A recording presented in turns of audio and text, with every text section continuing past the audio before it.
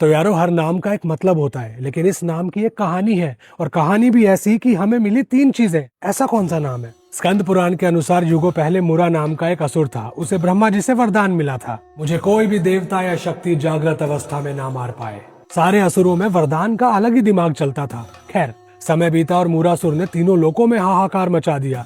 सभी देवता पहुंचे श्री विष्णु के पास कि हमारी मदद करें। विष्णु जी ने मुरा से कई वर्षों तक युद्ध किया और बद्रिका आश्रम की गुफा में कुछ समय के लिए योग निद्रा के लिए चले गए। थकान कह लो या लीला। जहाँ योग निद्रा में श्री विष्णु को 10-11 दिन हो चुके थे, मुरा को पता लग चुका था कि वो अंदर है। अच्छा जी, ऐसा है क्या? मुरा चुपके से अंदर गया कि यही वो अवसर है जब मैं श्री विष्णु का वध कर सकता हूँ। उसने अपना हथियार उठाया।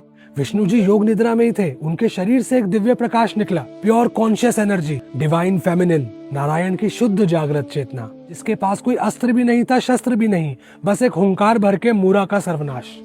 खत्म। जैसे ही नारायण की आंखें खुली, उन्होंने देखा कि मुरा का वध हो चुका है और सामने खड़ी है वो शुद्ध चेतना, वो डिवाइन फेमिनिन। नारायण को अपनी योग निद्रा में 11 दिन हो चुके थे और इन 11 ही चीजें, यानी कि 5 कर्मेंद्रियां, 5 ज्ञानेंद्रियां और एक मन, वो सभी नियंत्रण में थी, एक ही दशा में थी। तो इनकी शक्ति से उत्पन्न हुई उस कॉन्शियसनेस को दिया एक नया नाम, एकादशी।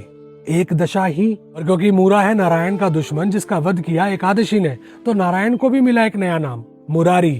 तो एकादशी की उत्पत्ति हमें बताती है कि जब हमारी 11 चीजें कंट्रोल में होती हैं, 5 कर्मेंद्रियां, 5 ज्ञानेंद्रियां और एक मन, तो मुरा यानी कि हर वो चीज जो नारायण पर अटैक करने आती है, कॉन्शियसनेस नारायण। तो हमारा आध्यात्मिक बल यानी कि एकादशी उसका वध करती है नींद में भी, सब कॉन्शियस। लेकिन हमारी 11 ही चीजें एक ही दशा में होती है एकादशी पे, कि चावल नहीं खाने बस। इसी एक प्रसंग से हमें मिली एकादशी। श्री विष्णु को मिला नया नाम मुरारी। और लोक कथाएं कहती हैं कि श्री कृष्ण ने द्वापर में मुरा नाम के राक्षस का किया वध, वो भी कहलाए मुरारी। और द्वापर वाले मुरा की बेटी हुई मौरवी, उनके पति थे घटोत्कच, पुत्र हुए बर्बरीक, जो कलयुग में कहलाए खाटू श्याम। और एकादशी पे खाटू श्याम पे भीड़ होती है। आप गए हो क्या? हरे कृष्णा।